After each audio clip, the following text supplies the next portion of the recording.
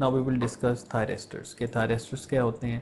थायरेस्टर्स से पहले हमने पावर इलेक्ट्रॉनिक्स की बेसिक्स और जो स्विचेस हैं, डायोड्स हैं, पावर डायोड्स हैं, बीजेटीज़ हैं, पावर बीजेटीज़ हैं, मॉसफेटीज़, पावर मॉसफेटीज़, और जो सबसे इम्पॉर्टेंट है इन दोनों का कॉम्बिनेशन जो कि आईजीबीटी है, पावर आईजीबीटी, उसको हमने डिटेल में डिस्कस किया है। और हमने चार्ट के थ्रू ये भी देखा था कि कौन सा स्विच कब आपने लगाना है, कि कौन सा किस एप्लीकेशन के लिए रिकमेंडेड है। ठीक है, तो अब हम थायरेस्टर्स पर आ गए। थायरेस्टर्स क्या होते हैं? ये बेसिकली कंट्रोल्ड डायोड है। डायोड एक अनकंट्रोल्ड स्विच होता है जिसमें आपका एनोड अगर पॉजिटिव हो जाए कैथोड से तो वो कंडक्ट कर जाता है। थायरेस्टर में आपके पास एक कंट्रोल गेट, कंट्रोल की एक टर्मिनल होता है। ठीक है, अगर आपका एनोड कैथोड से पॉजिटिव है तो थायरेस्टर नहीं चलेगा, भले एनोड पॉजिटिव है कैथोड नेगेटिव है, नहीं चलेगा जब तक कि उसको आपने गेट सिग्नल नहीं देना। हाँ, अगर आप एनोड के वोल्टेज को बहुत बढ़ा दें, यानी उसको ब्रेक डाउन लेवल तक ले जाएं, फिर तो ये चल जाएगा, लेकिन उसमें ये ब्रेक डाउन भी हो सकता है उसमें।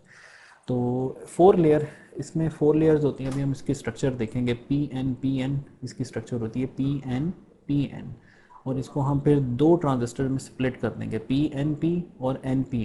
ठीक है, तो 4 layer semiconductor device of alternating P and N material. The word thyristor is coined, coined means जो जनरेट हुआ है फ्रॉम थायरेट्रॉन एंड ट्रांजिस्टर। ठीक है, 3 टर्मिनल कौन से हैं? एनोड, कैथोड और गेट। 2 स्टेट्स हैं, on end of. Silicon control rectifier, SCR। Trade name इसका क्या है? Thyristor. Commercialised bye general electric GE जो है डबल की बड़ी इंपॉर्टेंट, आपको पता है कि एक ऑर्गेनाइजेशन है। 1957 में। 4 लेयर्ड 3 टर्मिनल डिवाइस है, have the highest power handling capability, rating of 1200 volts slash 1500 ampere ये पॉसिबल है इसमें। स्विचिंग फ्रिक्वेंसी जो होती है इसकी 1 किलोहर्ट्ज़ से 20 किलोहर्ट्ज़ तक होती है। 4 स्टेट्स होती हैं इसमें जी, reverse blocking, reverse conduction, forward blocking और फॉरवर्ड कंडक्शन, ये आगे डिस्कस करेंगे हम। अच्छा जी, इसके सिंबल क्या है? Alternatively N and P type material, for example P N होती है इसकी। The control terminal called the gate is attach to the P type material near the cathode. तो इसमें आप देखें पी एन। ठीक है, 4 लेयर, और जंक्शन इसमें कितने? 3, ये बड़ा इंपॉर्टेंट है। 4 लेयर पी एन, 4 लेयर और 3 जंक्शन, J1, J2 और J3, ये 3 जंक्शन है इसके अंदर। तो अब इसको आप स्प्लिट भी कर सकते हैं, PNP और NPN, यानी आगे हम इसकी मॉडलिंग करेंगे जिसमें हम इसको स्प्लिट कर देंगे 2 ट्रांजिस्टर्स के अंदर, एक होगा NPN और एक होगा PNP ट्रांजिस्टर। ये दोनों कनेक्शन इसका हम आगे जाके देखेंगे। तो अब थ्री इंपॉर्टेंट थायरेस्टर की स्पेसिफिकेशंस होती हैं। अब ये थायरेस्टर की VI करेक्टरिस्टिक्स हैं, जैसे डायोड की होती है ना, ये थायरेस्टर की हैं। अब इसमें आप देखें कि ये आपका जो है वो कंडक्ट नहीं कर रहा, यहाँ तक कि आप फॉरवर्ड ब्रेक डाउन पे पहुँच गए और इस पर ये फटाफट शूट कर गया। तो ये है ज़ीरो गेट करंट के लिए, अगर आपका गेट करंट ज़ीरो है। ठीक है, और अगर आपका गेट करंट इससे हाई है तो क्या होगा कि ये पहले शूट कर जाएगा, और मज़ीद हाई है तो ये पहले शूट कर जाएगा। तो ये गेट करंट पे डिपेंडेंट डिवाइस है for in the forward mode. और रिवर्स में देखें ये बिल्कुल डायोड की तरह काम कर रहा है, यही वाला रीजन इसका डायोड जैसा है।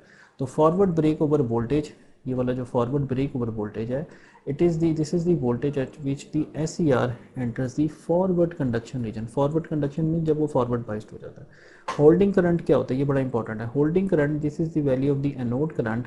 अब ये देखें, ये एनोड करंट है, यानी पावर सर्किट वाला करंट, ये कंट्रोल वाला नहीं है, गेट का करंट नहीं है, ये एनोड करंट है।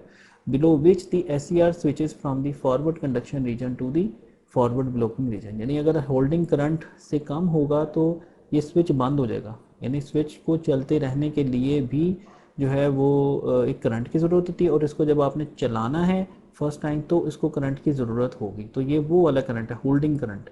ठीक है, अच्छा, gate triggered circuit, IGT, this is the value of gate current necessary to switch the SCR from the forward blocking region to the forward conduction region under specified condition. तो ये gate trigger आपका जो है वो current कहलाएगा, जो कि gate पे आपने इसको ट्रिगरिंग के लिए, इसको ऑन के लिए जो करंट देना है, तो ये वो वाला करंट कहलाएगा, IGT। अच्छा, characteristics of thyristors क्या है? When the anode is at the positive terminal VAK with respect to the cathode with no applied voltage at the gate, junctions J1 and J3 are forward biased, while the junction J2 is reverse biased। 3 junction होते हैं, J1 और J3 जो extreme वाले हैं, ऊपर और नीचे वाला, वो फॉरवर्ड बायस होंगे, सेंटर वाला रिवर्स बायस होगा। सेंटर वाला कब फॉरवर्ड बायस्ड होगा? जब आप इसको गेट पे पॉजिटिव वोल्टेज देंगे, यानी जब आप गेट पे P देंगे, पल्स देंगे, ट्रिगर करेंगे, तब इसमें चलता है। As the J2 is reverse biased, no conduction takes place. Now if VAK is increased beyond the breakdown voltage, VBO of the thyristor, avalanche breakdown of J2 takes place and the thyristor starts conducting. If the positive voltage Vg is applied at the gate terminal with respect to the cathode, the breakdown of the junction J2 occurs at a lower value of VAK. By selecting an appropriate value of Vg, the thyristor can be switched into the on state steadily. अब ये देखें जी thyristor की characteristic curves हैं, तो ये इसके characteristic curves को आप देखें कि किस तरह से इसमें जो है, अच्छा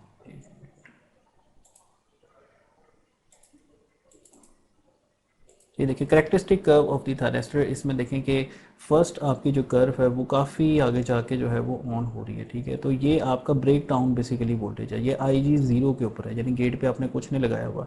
अगर आप गेट करंट दे देते हैं तो इसमें फर्दर जो है वो करंट आ जाएगा। तो इसमें आप देखें वाई एक्सिस के ऊपर दो लिमिट्स आ रही हैं, लैचिंग करंट और होल्डिंग करंट। लैचिंग करंट क्या होगा, जो फर्स्ट टाइम इसको फायर करने के लिए आपको चाहिए होगा मिनिमम करंट, और जब स्विच चल जाएगा, थायरेस्टर चल जाएगा, तो उसमें अब करंट थोड़ा सा भले कम भी हो जाए, कितना कम हो जाए जी, होल्डिंग तक थोड़ा सा कम हो जाए, तब तक वो चलता रहेगा।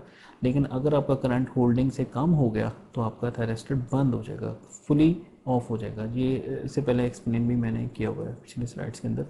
तो and ideal switch behaves like a diode, 3 states, forward blocking, forward conduction and reverse blocking. उसमें 3 होते हैं, फॉरवर्ड ब्लॉकिंग, फॉरवर्ड कंडक्शन और रिवर्स ब्लॉकिंग, ठीक है। और गेट सिग्नल क्या करता है, स्विचेस ऑन दी थायरेस्टर। अच्छा, गेट सिग्नल उसको करेंगे स्विच ऑन कर देगा। अब ये देखें ये वाला जो बिहेवियर है ये किसका बिहेवियर है, ये एक आइडियल जो डायोड होता है उसका ये बिहेवियर इस तरह का होता है, जबकि एक प्रैक्टिकल डायोड का इस तरह का नहीं होता। अब देखें टाइप्स ऑफ थायरेस्टर्स जो हैं, अब हम देखते हैं यूनी डायरेक्शनल थायरेस्टर क्या होता है। Thyristors which conduct in the forward only direction are known as unidirectional thyristors, जिसमें आपके silicon control rectifier, light activated silicon rectifier और बाई डायरेक्शनल थायरेस्टर आ जाते हैं। Thyristors which can conduct in the forward as well as in the reverse direction are known as bidirectional. दूसरा एक होता है ट्रायोड एसी स्विच, जिसको आप ट्राइक बोलते हैं, ठीक है। तो ये ट्रिगरिंग डिवाइसेस हैं, the devices which generate a control signal to the switch to switch the device from non conducting to conducting state are known as triggering devices, ठीक है। ट्राइक इसमें, अच्छा इसमें ट्रिगरिंग डिवाइस जो इसकी जो कंट्रोल सिग्नल देने के लिए होता है उसको ट्रिगरिंग बोलेंगे। और उसके बाद होता है diode AC switch, diac, the unijunction transistor, SUS silicon unilateral switch और SBS silicon bilateral switch, diacs. अच्छा जी, इसकी टाइप्स हैं बेसिकली ना थायरेस्टर्स की। अब स्टैटिक कैरेक्टरिस्टिक्स क्या होंगी जी, ब्लॉकिंग व्हेन रिवर्स बाइस, ठीक है। रिवर्स बाइस होगा आपका जो अगर थायरेस्टर है उसका एनोड है less positive as compare to the cathode, तो वो रिवर्स बाइस्ड है। No matter if there is gate current, अगर आप उसको गेट पे करंट दे भी दें तो उसने कंडक्ट ही नहीं करना, क्योंकि उसका जो सर्किट है उसमें वो रिवर्स बाइस हुआ पड़ा है। तो उसको आप जो है वो रिवर्स ब्लॉकिंग मोड भी आप उसको कह सकते हैं। Conducting only when forward biased and there is triggering current apply to the gate, यानी जब ये फॉरवर्ड बाइस्ड हो और गेट करंट अप्लाई करेंगे तभी इसने कंडक्ट करना है। Once triggered on will be latched on conducting even when the gate current is no longer. अब जब थायरेस्टर चल जाती हैं ना, तो आप इसकी गेट से करंट अगर निकाल भी लें तो भी ये चलते रहते हैं, यानी फिर ये डिपेंड कर रहे होते हैं सर्किट की कंडीशंस के ऊपर और आपका होल्डिंग करंट के ऊपर। यानी होल्डिंग करंट कौन सा करंट है, एनोड करंट, यानी एनोड टू कैथोड करंट को ही होल्डिंग करंट कहते हैं, यानी जो पावर सर्किट में जो करंट है। तो turning off decreasing the current to near zero with the effect of external power circuit, if VAK is further increased to a large value, the reverse bias junction will break down due to the avalanche effect resulting in a large current to the device। अच्छा, अब इसमें वो कह रहे हैं turning off decreasing the current to a near zero with the effect of external power circuit, यानी अगर आप वो करंट कम कर दें होल्डिंग से, अगर आप उसको नीचे ले जाएं तो आपका जो थायरेस्टर होगा ना वो बंद हो जाएगा चलता चलता। If VAK is further increased to a large value, the reversed bias junction will break down due to the avalanche effect resulting in a large current। अच्छा, अब अगर आप VA के जो सप्लाई है वो अगर आप बहुत ज़्यादा बढ़ा देंगे तो उसमें क्या हो जाएगा, ब्रेक डाउन हो सकता है उसका, यानी आपका जो थायरेस्टर है वो ओपन के बाद अगर आप VA के बढ़ा देंगे तो वो ब्रेक डाउन हो सकता है। The voltage at which the phenomena occurs is known as forward break down voltage, इसको VBO कहते हैं, ठीक है। ये पीछे कर्व्स में हमने देखा। अच्छा, अब आता है लैचिंग करंट और होल्डिंग करंट। लैचिंग करंट क्या होता है कि after the SCR has switched on there is a minimum current required to sustain conduction even if the gate supply is removed, this current is known as latching current associated with the turn on and usually greater than the holding current. और दूसरा कौन सा है जी, holding current. After an SCR has been switch to the on state a minimum current value of the anode is required to maintain the thyristor in the on state. If the anode current is below the critical holding current, the thyristor cannot maintain the current through it and turns off।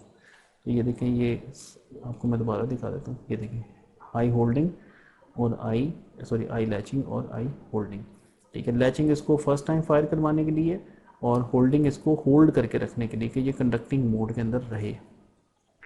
अच्छा जी, अब ये देखें मुख्तलिफ इसकी rating है इसकी, ये data sheet या इसकी जो सर्किट डायग्राम देखें आप, IG0, IG1, IG2, IG3, ये गेट की वैल्यू ज़्यादा है इन दोनों से, यानी IG3 is greater than IG2, यानी इसका जो ये वाला वोल्टेज है VBO जिस पे ये फायर हो जाता है, कंडक्ट कर जाता है, ये पीछे आता जा रहा है आपको जैसे जैसे आप गेट करंट बढ़ाते जा रहे हैं।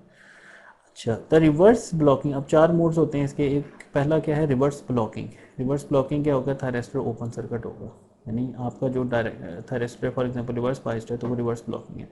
Reverse conduction, thyristor close circuit. Reverse conduction कब होगा, जब रिवर्स वोल्टेज आपने इतना ज़्यादा बढ़ा दिया कि अब वो ब्रेक डाउन की तरफ चला गया, यानी वो कंडक्ट कर गया, रिवर्स कंडक्शन।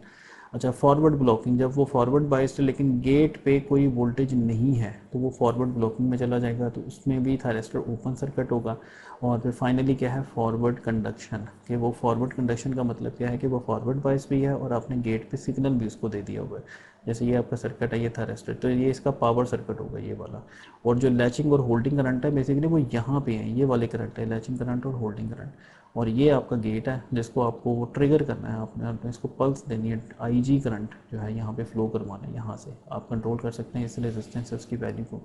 और जो एनोड करंट है वो आप कैसे कंट्रोल कर सकते हैं, इस पोटेंशियल से कंट्रोल कर सकते हैं ना, कि आप इसको नीचे ले जाएं तो ये एनोड करंट कम हो जाएगा, इसको ऊपर ले जाएं तो एनोड करंट ज़्यादा हो जाएगा। सिंपल, V=IR के फॉर्मूला को देखते हुए। अच्छा, अब रिवर्स ब्लॉकिंग मोड में क्या होता है कि VAK इज़ नेगेटिव। ठीक है, ये एनोड टू कैथोड वोल्टेज आपका नेगेटिव होता है। When a negative voltage is applied to the anode with respect to the cathode, the junctions J1 and J3 are reverse biased but the junction J2 is forward biased. The SCR is in its reverse blocking state and that is it acts as an open switch. As shown in figure, a small amount of reverse leakage current flows through the device. दूसरा क्या होता है जी, reverse conducting mode. Reverse conducting में क्या होगा, वो reverse में कंडक्ट करेगा। वो कैसे करेगा कि जब उस पर रिवर्स वोल्टेज इतना हाई आपने अप्लाई कर देना। As the reverse voltage is further increased, the reverse breakdown region, reverse breakdown avalanche breakdown occurs at the junction J1 and J3. SCR acts as a closed switch in the reverse direction, लेकिन ये damage हो जाएगा। Large current gives more losses in the SCR dissipating in the form of heat, thereby damaging the SCR, ये लिखा भी हुआ। अच्छा, forward mode, इसमें क्या होगा कि जी VAK पॉजिटिव है और VG0 है। When a positive voltage is applied to the anode with respect to the cathode, the junctions J1 and J3 are forward biased, the junction J2 is reverse biased. J2 ने तब होना है forward biased और आपके thyristor चलेगा जब आपने इसको गेट का सिग्नल देना है, फिर J2 ने फॉरवर्ड बाइस्ड होना है। The SCR is in the forward blocking state. At this time the gate signal is not applied. A depletion layer is formed in the junction J2 and no current flows through from the anode to cathode as shown in the VI characteristics. A small amount of current for the forward leakage current flows through the device. यानी अगर आपका thyristor forward blocking mode में है तो वो ideally तो उसमें zero current होना चाहिए क्योंकि स्विच ओपन है, लेकिन प्रैक्टिकली उसमें कुछ ना कुछ लीकेज करंट फ्लो करता है। अच्छा, चौथी कंडीशन क्या है, जो फॉरवर्ड कंडक्शन मोड है, VAK is positive and VG is also positive. When a small amount of positive voltage is applied to the gate terminal, while the positive voltage is applied to the anode with respect to the cathode, the junction J3 becomes forward biased. So the SCR acts as a closed switch and conducts a large value of the forward current with small voltage drop. With the application of gate signal, the SCR changes from forward blocking state to the forward conducting state. It is known as latching. ठीक है, without gate signal, the SCR changes from forward blocking state to the forward conduction state. It's known as forward breakdown voltage. When the gate signal value is increased, the latching happens. For low VAK voltage is as mentioned. ये सारी उसको explain कर रहा है जो हमने पहले thyristor की VI कर्व्स देखी है। In the presence of forward current, that is after the thyristor is turned on by a suitable gate voltage, it will not turn off even after the gate voltage has been removed. यानी thyristor एक बार चल गया, यानी आपका अगर thyristor चल गया तो अगर आप इसकी गेट सिग्नल हटा भी देंगे ना तो वो रुकेगा नहीं, वो चलता रहेगा। ठीक है, तो the thyristor will turn off when the forward current drops below the holding level, जब तक कि आपका जो VIA के जो एनोड से कैथोड का करंट है उसको नहीं आप कम करेंगे, थायरिस्टर बंद नहीं होगा। ये देखेंगे उसकी फर्दर उसी की फर्दर एक्सप्लेनेशन है। ये एक IG, ये दो डिफरेंट IGs के लिए हैं, और ये यानी यहाँ पे IG0 है और ये कोई और IG, यहाँ पे ये ज़्यादा IGs के लिए IG0, IG1, IG2, IG3। तो ये देखें आपका पहले फायर हो रहा था रेस्टर, तो ये आपकी फॉरवर्ड कंडक्शन की करेक्टरिस्टिक्स, और ये आपकी रिवर्स कंडक्शन को रिवर्स ब्लॉकिंग मोड, और ये इसका ब्रेक डाउन है जिसमें वो रिवर्स कंडक्ट करना शुरू कर देता है। तो ये था जनाब एक, यानी डायोड को अगर आप कंट्रोल कर लें और वो भी सिर्फ स्टार्ट का कंट्रोल कर लें तो वो थायरिस्टर में चेंज हो जाता है। अच्छा जी, 2 ट्रांजिस्टर मॉडल। स्टार्ट का कंट्रोल से मुराद है कि वो सिर्फ ऑन करने के लिए है, क्योंकि ऑन करने के बाद गेट का काम खत्म हो जाता है। अच्छा जी, an equivalent circuit of a PNP and NPN transistor. ये देखें इसका मॉडल आ गया जो मॉडलिंग है। When forward biased, if there is sufficient leakage current in the upper PNP device, it acts as a base to the lower. The lower NPN then conducts, bringing both transistors in the saturation. तो अब ये देखें कि PNP और NPN, इनका N join कर दें और इसका P ज्वाइन कर दें, और ये जो P है इसको गेट बना दें। तो PNP क्या होगा, PNP ये हमने डिस्कस किया था कि इसके सिंबल्स हो रही है। इसमें देखा कि ये वाला इसका क्या है, एमीटर करंट, और ये इसका क्या बन जाएगा, बेस करंट, और ये कलेक्टर करंट बन जाएगा। अब इसका जो बेस करंट होगा वो Q2 का कलेक्टर करंट होगा, ठीक है, और यहाँ से जो IC1 आएगा, जो कलेक्टर करंट होगा वो Q2 का बेस करंट होगा, यानी IC1 will be equal to IB2 and IB1 will be equal to IC2, और ये आपका Q2 हो गया अल्फ़ा 2, और ये टोटल करंट आपका जो है ना ये आपका यहाँ से एमिट हो जाएगा। ये टोटल करंट जो ये आया वो यहाँ पे आपका निकल रहा होगा। तो इस तरह से इसकी मॉडलिंग है कि दो ट्रांजिस्टर्स PNP और NPN आपस में इंटरकनेक्टेड हैं, ठीक है। अच्छा जी, थायरिस्टर टर्न ऑन मेथड्स क्या होते हैं, आप ऑन करने के क्या मेथड होते हैं थायरिस्टर को। देखें, थायरिस्टर हो गया, SCR हो गया, ये एक ही नाम है, सिलिकॉन कंट्रोल रेक्टिफायर, या आप कंट्रोल रेक्टिफायर ना, SCR या thyristor. Temperature triggering, light triggering, forward voltage triggering, dV/dt triggering, gate triggering. ये आपके पास 5 मेथड होते हैं इसको फायर करने के। टेम्परेचर ट्रिगरिंग, टेम्परेचर बढ़ा दें तो वो फायर हो सकता है। लाइट ट्रिगरिंग, इसमें जो लाइट एक्टिवेटेड STRs होते हैं उसमें आप लाइट को एक्सपोज करें, यानी आपका जो है उसमें भी एनर्जी होती है ना लाइट के अंदर, फोटॉन्स की। फॉरवर्ड वोल्टेज ट्रिगरिंग, यानी फॉरवर्ड वोल्टेज बहुत ज़्यादा बढ़ा दें आप, ठीक है, तो उससे भी वो ट्रिगर हो जाता है। dV/dt ट्रिगरिंग, इसका क्या मतलब, इसका मतलब ये होता है कि आप एक पल्स दें, यानी इतना हाई वोल्टेज का एक पल्स दें जिसको सर्ज कहते हैं, सर्ज दें वोल्टेज की, उससे भी ये ऑपरेट कर सकता है, फायर हो सकता है। और गेट ट्रिगरिंग, ये तो रेगुलर इसका मेथड है कि आप इसको गेट से ट्रिगर करते हैं। तो ये 5 मेथड्स हैं। तो थर्मल ट्रिगरिंग जो टेम्परेचर वाली, उसमें क्या होता है, the width of the depletion layer of SCR decreases with increase in junction temperature, therefore in SCR when VAK is very near it's breakdown voltage the device is triggered by increasing the junction temperature. So by increasing the junction temperature, the reverse bias junction collapses, thus the state device starts to conduct. This type of turn on may cause thermal runaway and is usually avoided. The increase in temperature is within the specified value, otherwise it may burn the device. Light triggering, light triggering में क्या होगा कि for light triggering SCRs a special terminal is made inside the inner P layer instead of the gate terminal. इसमें आप जो है वो special terminal बनाते हैं गेट के बजाय, इसमें ना वो एक स्पेशल टर्मिनल हो जाएगा जिसपे लाइट जब पड़ेगी तो ये ट्रिगर होगा। When light is allowed, ये लाइट एक्टिवेटेड SCR इसको कहते हैं, आगे आ भी रहा है LASCR. When light is allowed to strike this terminal, the free charge carriers are generated. When intensity of light becomes more than the normal value, the thyristor starts conducting. These types of SCRs are called as LASE-SCR. Energy is imparted by light radiation, neutrons or photons, ठीक है। Electron hole pairs are generated, increasing number of charge carriers. This leads to instantaneous flow of current and thyristor triggering, ठीक है, and it should have high dV/dt। ये भी आगे देखते हैं। Forward voltage triggering क्या होगी, in this mode an additional forward voltage is applied between the anode and cathode. When the anode gate is more positive with respect to the cathode gate, junction J1 and J3 is forward bias, junction J2 is reverse bias. No current flows due to the depletion layer in J2 and it is reverse bias. When VAK is further increased at a low VBO, the junction J2 undergoes avalanche breakdown and so the current flows। ये उसी को explain कर रहा है जो VI curves थी। This type of turn on, अच्छा ये चीज़ देखें जरा, if VAK is further increased, ठीक है, at a VBO the junction J2 undergoes avalanche breakdown, so a current flows and the device tends to turn on. This type of turn on is destructive. ये इसकी बात करें जब gate पे आपके कुछ आपने सिग्नल अप्लाई किया और आप सप्लाई का वोल्टेज बढ़ाई जा रहे हैं, तो जाहिर है स्विच की एक लिमिट होगी, आप उस पर जो वोल्टेज बढ़ाई जा रहे हैं VA के, तो एक लिमिट होगी उसकी VBO, उस पर जाके उसने फायर कर जाना है, लेकिन इसमें वो ख़राब भी हो सकता है। तो DV by D T triggering क्या होगा, this forward voltage across the anode and cathode, the outer junctions J1 and J2 are forward bias, but J2 is reversed by J2 behaves like a capacitor due to the charges existing across the junction। आपको पता है कि जब forward voltage blocking जो mode होता है उसमें क्या होता है कि दो वोल्टेज लेवल होंगे ना स्विच के अक्रॉस, और वो ओपन होगा, तो आपको पता है कि कैपेसिटर में क्या होता है कि दो वोल्टेज लेवल्स होते हैं और बीच में क्या होती है, एक इंसुलेटर होता है, ठीक है। तो ये इसकी मॉडलिंग हम इस तरह से कर सकते हैं, I C is equal to C D V by D T.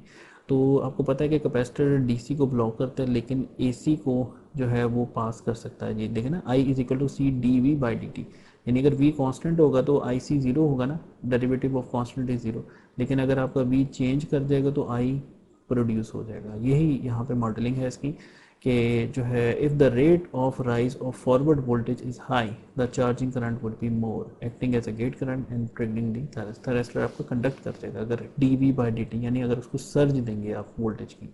There for when the rate of change of voltage across the device becomes large the device may turn on and even if the voltage across the device is on, यानी voltage कम ही होगा, VBO नहीं होगा अभी, लेकिन चूंकि D V by D T बहुत ज़्यादा है तो आपका थैरेस्टर कंडक्ट करना शुरू कर देगा। फाइनली क्या है, गेट ट्रिगरिंग, कि आप उसको गेट से ट्रिगर करवा दें। तो इसमें क्या करते हैं, ये सबसे जो रेगुलर मेथड है, positive signal is applied at the gate terminal, by this the thyristor can be triggered much before break over voltage is reached, conduction period can be controlled by varying the gate signal is applied between the gate and cathode, when a positive voltage is applied at the gate terminal, charge carriers are injected in the inner p layer, thereby reducing the depletion layer thickness. As the applied voltage increases, the carrier injection increases, therefore the voltage at which the forward breakover occurs decreases। यानी आपका जो PBO है वो कम हो जाता है ना, जैसे जैसे आप IG बढ़ाते हैं पीछे आ जाता है लेफ्ट साइड को, हमने ऊपर देखा है कर्व्स के अंदर। अच्छा जी, the thyristors are high speed solid state devices which are used to control the motor. अब हम थोड़ी सी एप्लीकेशन की अब डिस्कस करेंगे कि प्रैक्टिकली अप्लाई इसको कैसे हमने करना है। ये मोटरों में, हीटर्स में, लैंप्स में, हर जगह पर ये इस्तेमाल होते हैं। हमारे पास थे फ्यूल गैस सिस्टम हमारे पास था PPL के अंदर, उसमें जो है जो हीटर लगा हुआ था गैस को हीट करने के लिए, उसमें ये यूज़ हो रहे थे, और उसमें इंटीग्रल साइकिल कंट्रोल था। ये भी आगे हम डिस्कस करेंगे कि इंटीग्रल साइकिल कंट्रोल क्या होता है और फेज साइकिल कंट्रोल क्या होता है। We said previously that in order to gate the thyristor to turn on we need to inject a small trigger pulse of current, not a continuous current into the gate. ये भी हमने discuss किया था कि gate में भी दो तरह की डिवाइसेस होते हैं, लेवल ट्रिगर और एज ट्रिगर्ड। ठीक है, एज ट्रिगर्ड जिनको हमने पल्स देनी है, और लेवल ट्रिगर्ड का मतलब ये होगा जिनको कंटिन्यूस सप्लाई दे के रखनी है आपने। ठीक है, तो ये है आपका एज ट्रिगर्ड है, ये लेवल ट्रिगर्ड नहीं है। into the gate terminal when the thyristor is in the forward direction, that is the node A is positive with respect to the cathode for regenerative latching to occur। तो ये देखें practically ये इस तरह का होता है, हमने हमारे जो थे generally this trigger pulse need only of a few microseconds in duration, but the longer the gate pulse is applied, the faster the internal avalanche breakdown occurs and faster the turn on time of the thyristor, but the maximum gate current must not exceed it. Once triggered and fully conducting, the voltage drop across the thyristor anode to cathode is reasonably constant at about 1 volt at all values of the anode current up to its rated value. But remember though that once a thyristor starts to conduct, it continues to conduct even with no gate signal until the anode current decreases below the device's holding जो current होता है, and below this value it is automatically turns off. This then unlike bipolar transistors or FETs and FETs, thyristors cannot be used for amplification or controlled switching। यानी एक तो ये amplifier के तौर पर इस्तेमाल नहीं हो सकता, दूसरा इसे हम कंट्रोल्ड स्विचिंग नहीं कर सकते क्योंकि इसमें हमारा जो कंट्रोल है इसको ऑन करने का, ऑफ करने का कंट्रोल नहीं है हमारे पास। इसका वो अथॉरिटी आपके सर्किट के पास है कि आपका सर्किट इसको ऑफ करा सकता है थ्रू एनोड करंट। अच्छा जी, thyristors are semiconductor devices that are specifically designed for the use in high power switching applications and do not have the ability of an amplifier. Thyristors can operate only in the switching mode, ठीक है, acting like an either open or close switch, open switch होगा या close switch होगा, ये हमने बड़ी detail में इनके प्रॉपर्टी डिस्कस की है। Once triggered into conduction by its gate terminal, a thyristor will remain conducting passing current always. Therefore in DC circuits and highly inductive circuits, the current has to be artificially reduced by a separate switch or turn off circuit। ये भी हम आगे देखेंगे इसको बंद कैसे कराते हैं। The DC thyristor circuit क्या होते हैं कि when connected to a direct current DC supply, the thyristor can be used as a DC switch to control larger DC currents and loads। When using the thyristor as a switch, it behaves like an electronic latch, but once activated, it remains on state until manually reset consider the DC circuit. अब ये देखें, ये देखें DC circuit है, एक minute. अच्छा, अब ये देखें कि डीसी सर्किट के अंदर हम इसको एससीआर को यूज़ करेंगे। इसमें देखें आपका डीसी सर्किट है, ठीक है, डीसी बैटरी लगी हुई है, दो स्विच आपने यूज़ किए हैं S2 और S1, ठीक है, और ये आपका लोड लगा हुआ है, this is your load, lamp हो सकता है और ये स्विच लगा हुआ है, ठीक है। और उसके बाद इसका जो गेट है, गेट का सिग्नल देखें, गेट पे एक रेजिस्टेंस लगाई है और एक आरजीबी लगाई है, एक आपने वोल्टेज डिवाइडर एक सर्किट बनाया हुआ है, और ये आपका स्विच है S1, ठीक है, दो स्विच हैं S1 और S2। S2 आपका नॉर्मली क्लोज है, आप देखें ये नॉर्मली क्लोज स्विच है, और S1 आपका नॉर्मली ओपन स्विच है, ठीक है, ये नॉर्मली ओपन है। इसको जब आप प्रेस करोगे तो क्या होगा कि इसमें आपने इस तरह से इसकी बाइसिंग की हुई है कि IG करंट यहाँ पे फ्लो कर जाएगा, यानी यहाँ पे इसको थायरिस्टर को IG करंट मिल जाएगा, यानी ये वाला जो वोल्टेज है, ये वाला वोल्टेज, ये with respect to the ground यहाँ पे अप्लाई हो जाएगा, VGK या VG इसको आप बोल रहे हैं। तो ये करंट जब इस पर फ्लो करेगा तो थायरिस्टर आपका ऑलरेडी फॉरवर्ड बाइस्ड है, देखिए ये प्लस माइनस ये ऑलरेडी क्या है, फॉरवर्ड बाइस्ड, तो ये कंडक्ट करना शुरू करते हैं, यानी जैसे आप S1 बटन दबाओगे तो ये कंडक्ट करेगा। और अब जब इसने कंडक्शन शुरू कर देनी, इसने फिर बंद नहीं होना, तो अगर इसको बंद अब करना है तो आपको S2 दबाना पड़ेगा। S2 जब आप इसको दबाओगे तो फिर ये आपका थायरिस्टर बंद हो जाएगा, ऑफ हो जाएगा, ठीक है। तो ये सर्किट है डीसी में, आप इसको इस तरह से हम यूज़ करते हैं। Simple on off thyristor firing circuit uses the thyristor as a switch to control a lamp, but it could also be used as an on-off control circuit for a motor, heater or some other such DC load. The thyristor is forward biased and is triggered into the conduction by briefly closing the normally open on push button. Switch 1, which connects the gate terminal to the DC supply by the gate resistance, allow the current to flow into the gate.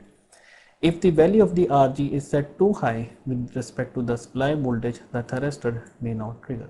Value of RG is set too high with respect to the supply voltage, the thyristor may not trigger। उसमें thyristor हो सकता है आपका trigger ही ना करे, तो current आपका इसमें फ्लो करवाना आपको पड़ेगा थोड़ा सा ना, IG करंट, तो ये उसकी बात कर रहा है। Once the circuit has been turned on, it self latches and stays on even when the push button is released, providing the load current is more than the thyristor's latching current. Additionally, operations of the push button S1 will have no effect on the circuit's state, as once latched the gate loses all control. The thyristor is now turned fully on, allowing full load current to flow through the device in the forward direction and back to the battery supply। अच्छा, one of the main advantage of using thyristor as a switch in a DC circuit is that it has a very high current gain। The thyristor is a current operated device because a small gate current can control a much larger anode current, ठीक है। The gate cathode resistor RGK is generally included to reduce the gate sensitivity and reduce its dV by dt capability, thus preventing false triggering of the device। As the thyristor has self-latched into the on state, the circuit can only be reset by interrupting the power supply and reducing the anode current to below the thyristor's minimum holding current value, ठीक है। अच्छा, opening the normally off button, ये मैं सारी चीज़ें पहले explain कर चुका हूँ, ठीक है। अब मैं जैसे इसको रीड कर रहा हूँ, normally off push button S2 breaks the contact, reducing the circuit current flowing through the thyristor to 0, thus forcing it to turn off until the application again of another gate signal। However, one of the disadvantages of this circuit design is that mechanically normally off switch S2 needs to be big enough to handle the circuit power flowing through both the thyristor and the lamp when contacts are open। यानी आपको पता है कि जब contact open करते हैं तो फिर इसमें मसला आता है, अगर इंडक्टिव लोड हो तो आपको बड़ा स्विच लगाना पड़ेगा। If this is the case we could just replace a thyristor with a large mechanical switch. One way to overcome this problem is to reduce the need for a large robust off switch to connect the switch in parallel with the thyristor as shown. यानी अब इसका हल क्या है, एक circuit ये देखें, देखिए अब इसमें क्या करेंगे, आप एक स्विच आपने S1 इधर यूज़ किया है और एक स्विच आपने S2 इसके पैरेलल में यूज़ करी, यानी पहले आपने S2 यहाँ यूज़ कर रहे थे सर्किट के अंदर, ताकि इसमें से फिर मेन करंट फ्लो कर रहा था जो आपको बड़ा स्विच लगाना पड़ना था। तो लेकिन अब देखें हमने क्या किया कि S1 से ये ऑन हो जाएगा, और अगर इसको ऑफ़ करवाना है आपने तो आप क्या करें, S2 को ऑन करते हैं, दोनों नॉर्मली ओपन है, पहले यहाँ पे क्या था नॉर्मली क्लोज, तो ये S1 को ऑन आप प्रेस करेंगे तो ये ऑन हो जाएगा, और जब आप S2 को प्रेस करेंगे तो आपका देखें एनोड कैथोड शॉर्ट हो जाएंगे, एनोड और कैथोड दोनों शॉर्ट हो जाएंगे, और इससे भी क्या होगा कि आपका जो थायरेस्टर है वो बंद हो जाएगा, क्योंकि जो करंट होगा ना वो करंट यहाँ से गुजर जाएगा ना, जब आप इसको शॉर्ट करोगे तो ये सारा करंट यहाँ से गुजर जाएगा, तो इसकी कुछ रेजिस्टेंस होगी ऑन रेजिस्टेंस, तो इसमें से करंट ही नहीं गुजरेगी, क्योंकि आपको पता है कि करंट हमेशा लो पाथ से गुजर जाता है, तो जैसे इसको आपने शॉर्ट किया करंट यहाँ से सारा गुजर गया, इसका जो करंट होगा IA के वो आपका जो होल्डिंग करंट है उससे कम हो जाएगा, और ये थायरेस्टर आपका बंद हो जाएगा, आपका सर्किट बंद हो जाएगा। तो ये इसका एक इंटेलिजेंट वे है। So here the thyristor switch receives the required terminal voltage and the gate pulse signal as before, but larger normally closed switch of the previous circuit has been replaced by a smaller normally open switch in parallel with the thyristor. Activation of switch S2 momentarily applies a short circuit between the thyristor anode and cathode, stopping the device from conducting by reducing the holding current to below its minimum value. अच्छा जी, अब आते हैं AC के circuit के ऊपर। AC thyristor circuit when connected to an alternating current supply AC supply, the thyristor behaves differently from the previous DC connected circuit. This is because AC power reverses the polarity periodically, and therefore any thyristor used in an AC circuit will automatically be reversed bias, causing it to turn off during one half of the each cycle. देखें ना, इसमें वो कहना ये चाह रहा है कि जब आप AC अप्लाई करोगे तो ये पॉजिटिव साइकिल में जब होगा पॉजिटिव और नेगेटिव तो ये कंडक्ट करेगा, यहाँ पे अपने डायोड लगाया हुआ, यानी यहाँ पे भी पॉजिटिव साइकिल में सप्लाई आगे पास कर जाएगी और डायोड कंडक्ट कर जाएगा। लेकिन जब नेगेटिव साइकिल आएगा तो यहाँ पे तो नेगेटिव होगा और नीचे पॉजिटिव होगा, तो ये रिवर्स बायस हो जाएगा।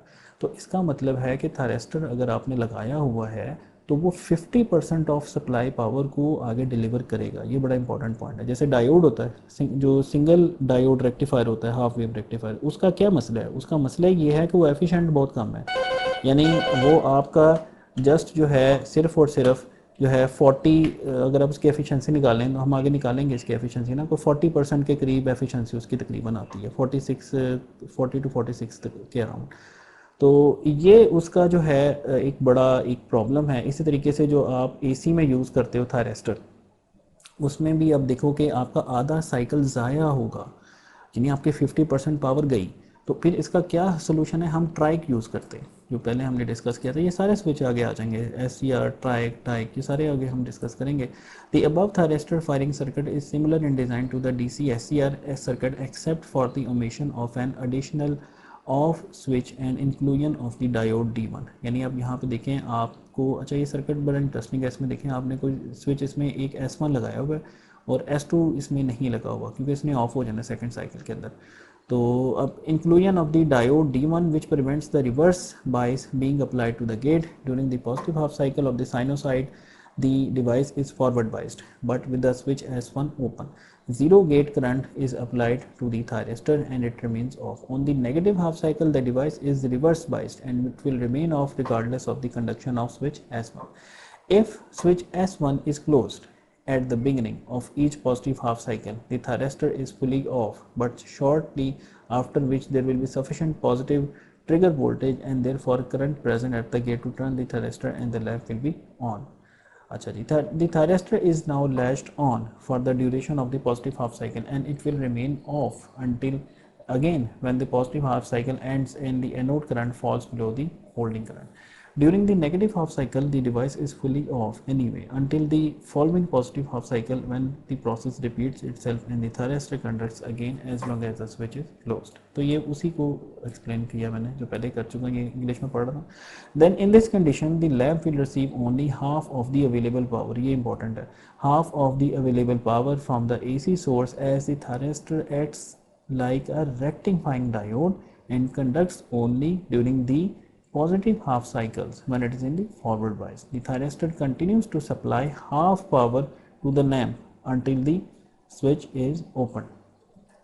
If it were possible to rapidly switch S1 on and off so that the thyristor receives its gate signal at 90 peak, यानी 90 डिग्री पीक के ऊपर उसको मिले। अब देखें, अब हम क्या कर रहे हैं, अब हम इसके फेज़ एंगल से खेल रहे हैं। फेज़ एंगल क्या होगा, ये देखें, इसका जो फेज़ एंगल है, साइन वेव का फेज़ एंगल, यानी अगर हम इसको, अब पहले हम क्या कर रहे थे, 0 से 90 के दरमियान, 0 से 180 के दरमियान ये कंडक्ट कर रहा था ना। अब अगर हम इसका फेज़ एंगल इस तरह से सेटिंग करें कि वो 90 पे जाके फायर करे, तो इसका मतलब है कि वो जो 50% पावर देगा ऑफ द 50% ऑफ सप्लाई, यानी सप्लाई की 50% की भी 50% पावर आगे देगा। ठीक है, 50% की भी 50% पावर, यानी जो कि एक्चुअली 25% रह जाएगी, यानी अगर आप इसको 90 डिग्री पे फायर करवाएंगे।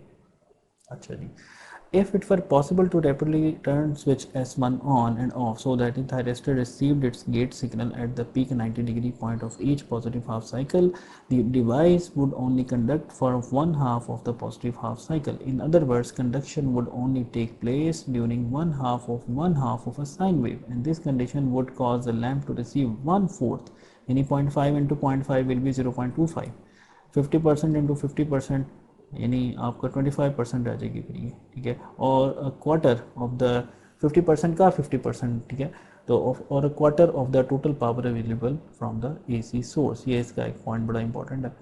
तो अब ये देखें कि अब देखें कंडक्शन आप किस पे करवा रहे हैं, 90 डिग्री पे करवा रहे हैं। कैसे करवा रहे हैं, इस स्विच की ओपनिंग और क्लोजिंग को कंट्रोल करते हुए। By accurately varying the time relationship between the gate pulse and the positive half cycle, the thyristor could be made to supply any percentage of power. अच्छा, अब आपके पास देखें थायरेस्टर में क्या ऑप्शन थे, आप 0 से 50% तक पावर आगे दे सकते थे। ठीक है, ये 50% तक ना, ये आधी वेव। तो अब आपके पास थायरेस्टर है, चूँकि ये डायोड नहीं है, ये थायरेस्टर है। अब आपके पास ये भी फ्रीडम है कि आप इस 0 से 50% को भी कंट्रोल कर सकते हो, यानी आप 10% भी दे सकते हो, आप 20 भी दे सकते हो, 30 भी दे सकते हो, 40 भी दे सकते हो, up to maximum 50% of the supply, यानी सप्लाई का आप, अब आपके पास मॉड्यूलेशन की एबिलिटी है, इसको बोलते हैं मॉड्यूलेशन या मॉड्यूलेशन कहते हैं आप इसको।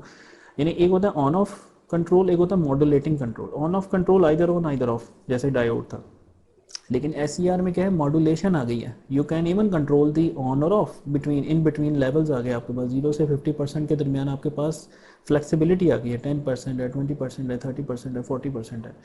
ठीक है, मॉड्यूलेशन आ गई है आपके पास। Obviously using this circuit configuration it can not supply more than 50% power to the lamp because it cannot conduct during the negative half cycles when it is reverse biased. चलिए, ये है हाफ वेव फेज कंट्रोल। ठीक है, half wave phase control, full wave भी होगा, वो आगे हम देखेंगे। ठीक है, phase control is the most common form of thyristor AC power control, and a basic AC phase control circuit can be constructed as shown above. Here the thyristor gate current is derived from the RC charging circuit via the trigger diode D1 during the positive half cycle. When the thyristor is forward biased, capacitor C charges up via the resistor R1 following the AC supply voltage. The gate is activated only when the voltage at the point A has risen enough to cause the trigger D1 to conduct and the capacitor discharges into the gate of the thyristor, turning it on. The time duration in the positive half of the cycle at which the conduction starts is controlled by the RC time constant set by the variable resistor R1. Increasing the value of R1 has the effect of delaying and triggering voltage and current supply to the thyristor's gate, which in turn causes a lag in the device's conduction time. As a result, the fraction of the half cycle over which the device conducts can be controlled between 0 to 180 degree, which means that average power dissipated by the lamp can be adjusted. However, the thyristor is a unidirectional device, so a maximum of 50% power can be supplied during each positive half cycle. There are a variety of ways to achieve 100% full AC control using the thyristors. अब अगर आपने 100% लेनी है, अब आपके पास क्या option है भाई, आप 2 थायरिस्टर लगा दें उल्टे मुंह के साथ, एक फॉरवर्ड पहले एक फर्स्ट साइकिल के लिए, दूसरा सेकंड साइकिल के लिए, 2 लगा दें उल्टे मुंह के साथ। लेकिन उससे बेहतर होता है कि आप ट्राइक यूज़ करें। One way is to include a single thyristor within a diode bridge rectifier circuit which converts AC to DC through the. अच्छा, एक तरीका तो ये है कि जो AC है, AC जो है उसको आप DC बना लें पहले, ठीक है, उसको AC को DC बना लें और DC वाला सर्किट थायरिस्टर का यूज़ कर ले जो हमने सबसे पहले डिस्कस किया था। एक तो तरीका ये है, ठीक है। तो one way is to include a single thyristor within the diode bridge rectifier circuit which converts AC into unidirectional current through the thyristor, while the more common method is to use two thyristors connected in inverse parallel, ठीक है, for 100% power. A more practical approach is to use a single trike, as this device can be triggered in both directions, therefore making them suitable for AC switching applications. अच्छा जी, सो thyristors के लिए अब तक के लिए इतना ही काफ़ी, बाकी इंशाल्लाह हम नेक्स्ट लेक्चर के लिए इसको फर्दर डिस्कस करेंगे इसके अंदर थायरिस्टर को। Thank you very much.